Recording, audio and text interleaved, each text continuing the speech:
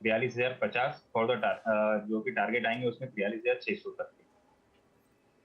Okay, आपकी क्या strategy रहेगी विभोर इस समय मार्केट में? फिलहाल तो निफ्टी में थोड़ा सा साइडवेज हुआ है from last 1.5 hour, but overall structure bullish ही है। और प्रोबेबली जो गुजरात इलेक्शंस के रिजल्ट्स हैं वो धीरे धीरे कहीं ना कहीं यहाँ पे फैक्टर इन होना स्टार्ट हो गए हैं। ओवरऑल स्ट्रक्चर अभी भी बुलिश है। अगर कोई होल्ड करना चाहे तो 18,300 के स्टॉप लॉस के साथ, जो हम लोग कल डिस्कस कर रहे थे कि 18,300 एक रेजिस्टेंस जोन था, वो अब सपोर्ट बन चुका है। तो वहां से स्टॉप लॉस रख के आराम से अपना बुल पोजीशन होल्ड किया जा सकता है। ओके, तो तेजी का ट्रेड होल्ड करने की सलाह यहाँ पर क्लियरली बनती दिखाई दे रही है।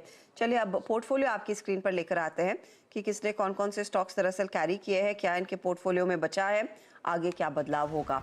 तो विभोर ने बलरामपुर चीनी और फैक्ट दिया था, दोनों में दरअसल कल के सत्र में इन्होंने मुनाफा बांध लिया है।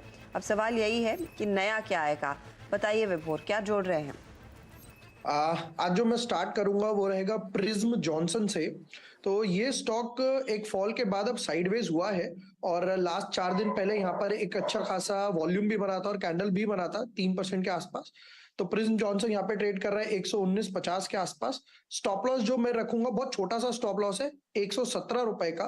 टारगेट जो यहाँ पे रहेगा वो 140 का रहेगा। शो के बाद भी अगर ओवर हो जाता है तो कोई सेम लेवल्स के साथ कैरी कर सकता है।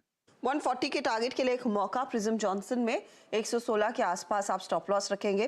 तेजी का ट्रेड फिलहाल विभोर ने आपके लिए पिक किया है। प्रदीप, आपकी बारी। और प्रदीप का पोर्टफोलियो अगर आप देखें, एक तो कल का आउट परफॉर्मर ट्रेड हमने आपको बताया एबी कैपिटल था, जो अभी भी होल्ड कर रहे हैं।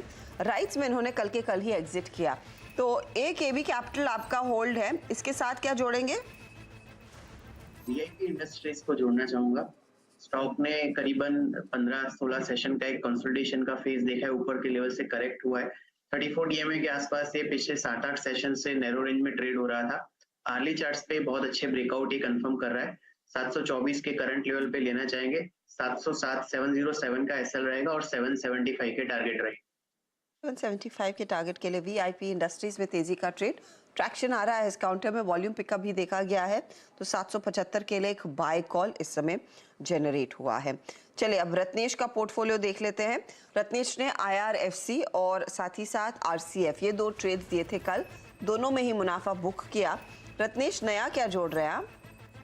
मैं यहाँ पे इंजीनियर्स इंडिया के साथ जाना चाहूंगा। मुझे ऐसा लगता है कि एक हमको 17 नवंबर के सेशन में एक अच्छा हमको एक तेजी देखने को मिली थी, एक अच्छा वॉल्यूम देखने को मिला था। उसके बाद में कंटिन्यूस कंसोलिडेशन में चले गया था। अब आज वापस से ये कंसोलिडेशन के बाहर निकल रहा है। मुझे ऐसा लगता है कि इंजीनियर्स इंडिया में हमको तेजी देखने को मिल सकती है 90 रुपए के टारगेट के लिए, 77 रुपए का स्टॉप लॉस के साथ। 77 के स्टॉप लॉस के साथ 90 के टारगेट के लिए खरीदारी करें इंजीनियर्स इंडिया में। आज इंजीनियर्स इंडिया से जुड़ी हुई खबर भी आ रही थी मार्केट खुलने के बाद कि एमआरपीएल से दरअसल इनके हाथ एक ऑर्डर लगता हुआ दिखाई दिया है, तो वो भी आप फैक्टर इन करें। पिछले हफ्ते हम बता रहे थे कि चेन्नई पेट्रो से इनके हाथ ऑर्डर्स लगते हुए दिखाई दिए थे, तो एक के बाद एक ऑर्डर बुक का सिलसिला इनका मजबूत होता हुआ, यह है बात इंजीनियर्स इंडिया की। चलिए हमारे जानकारों से आगे कुछ और ट्रेड्स लेंगे, देखते हैं वो क्या जोड़ना चाहेंगे अपने पोर्टफोलियो में। लेकिन फिलहाल फोकस एक ऐसे स्टॉक पर जिसके नंबर्स का काफी समय से इंतजार था, पीटीसी इंडिया। इनफैक्ट कंपनी ने अपने FY22 के कंसोलिडेटेड नंबर्स करीब 24 तारीख को पोस्ट किए, वो सामने आए हैं।